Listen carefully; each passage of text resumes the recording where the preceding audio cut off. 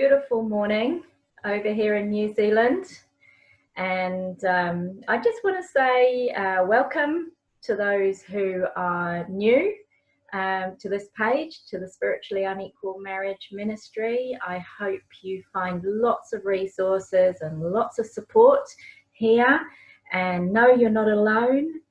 And for those who check in regularly, it's nice to see you again. Over here in New Zealand, the lockdown has finished and life is back to normal again. And as a way of reflecting on that, I spent all of last week in complete silence. So many of us out there who were parents will have found it an intense few weeks. And over here, my family and I live in a little cottage, and we are in each other's space all the time. So it was 50 days of being pretty much in the same room together, more or less. And once the kids went back to school, I felt that I had to have 5 days of complete silence. And so I spent 5 days with God, pretty much. I bought a latte every day, went up the local mountain by my house and spent a lot of time with God, talking and listening to him and reflecting on this time we're in. And that's been a really helpful thing. But there's one thing that he showed me last week during that time that completely wrecked me. And I hope I can convey it without crying today, because it's a beautiful word from his heart to our community, to the Samites. So I hope it really encourages you today. I should have brought my man-sized hanky, so I hope I hold it together.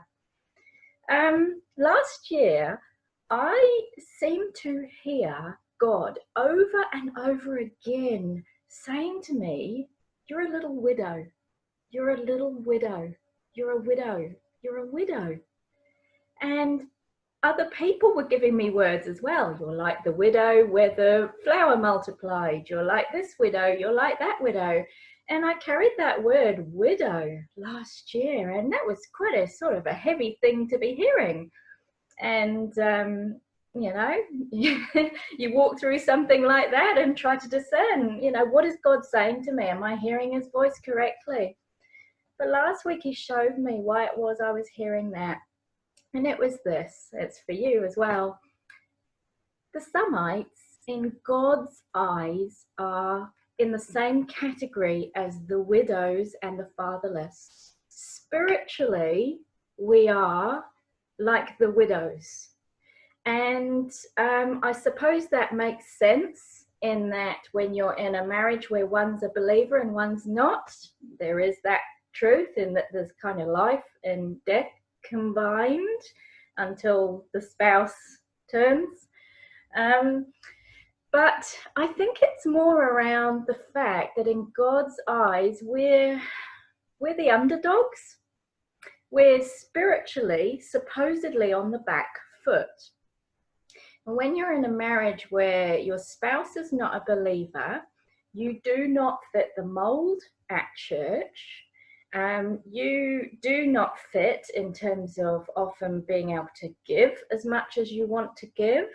You feel that you often can't participate in the regular things of church life. And I think this would have been the case way back in the early church too.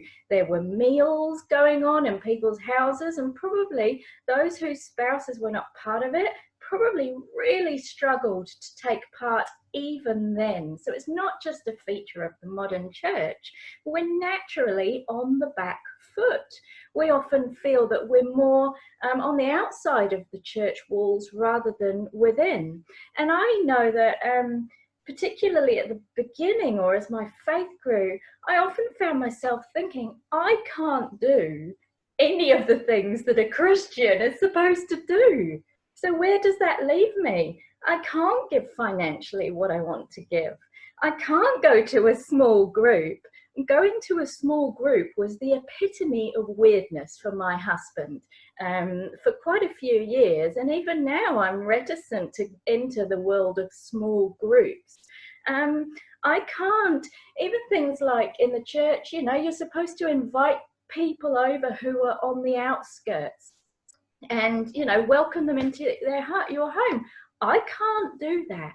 I can't, I don't feel able to have people over for dinner, really, because it's just awkward. So there's all this sort of stuff where you feel, I can't do the things Christians do. So where does that leave me? But here's the thing that God said to me last week.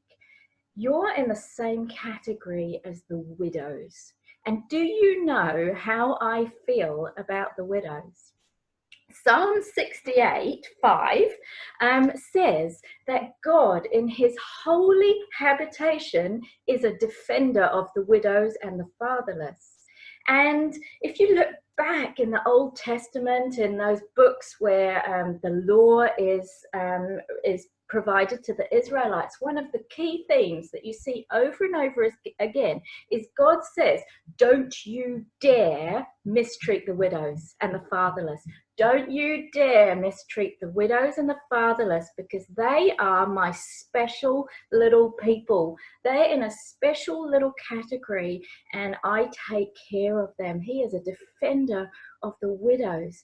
And so what God said to me last week is, you know, you've been so greatly desiring, Anne, to be walking faith with your husband by your side. You've been wanting it so badly.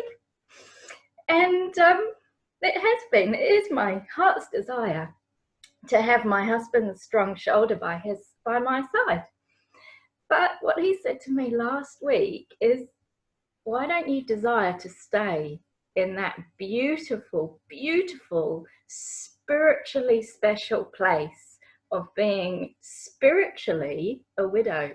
Because do you know what happens to the widows? Do you know that in scripture, this is what God seemed to be saying to me, do you know that they're the ones who get to see all the miracles? Remember that Jesus when he raised someone from the dead, it was a widow's son in front of a big crowd.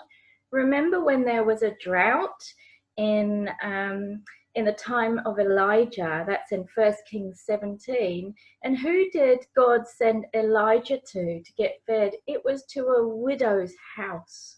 This particular widow was outside gathering sticks, feeling like her family was dying. And that's how we feel, isn't it? Often, I've barely got any strength. I'm gathering some sticks and I feel like my family is kind of, you know, I'm barely getting my family, you know, to the kingdom. And yet God, it was to that widow that God sent Elijah. And then Elijah came into the widow's house and the widow got to see some miracles.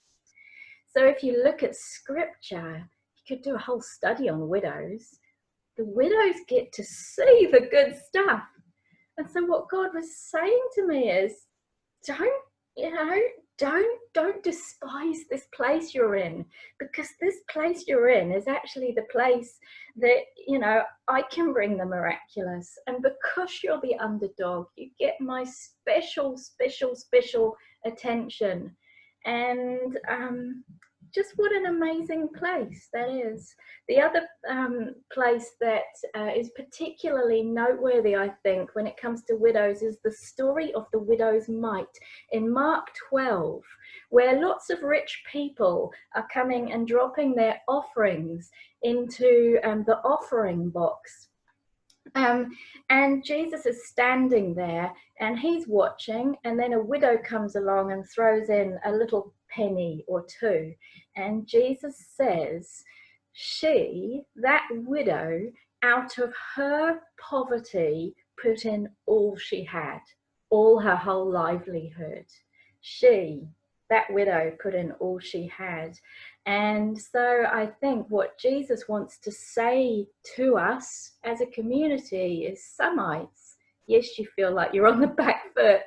You may not have a lot to give, spiritually. You may not feel you've got a lot to give to church. You may need to just be gathering sticks or doing the little you can do for God, holding on to your faith. But do you know that out of that poverty, you've actually put in so much?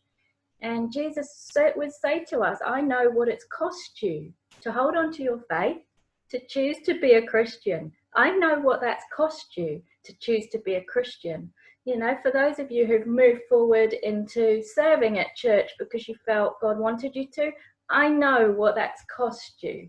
It's cost you often your whole livelihood. And what a special place. What a special place that is. So, Semites, be encouraged. Be encouraged because you're sitting, as we said, we're sitting under an open heaven in this special, special, special place of spiritual widowhood. So be encouraged, and let's keep marching. And I will see you again next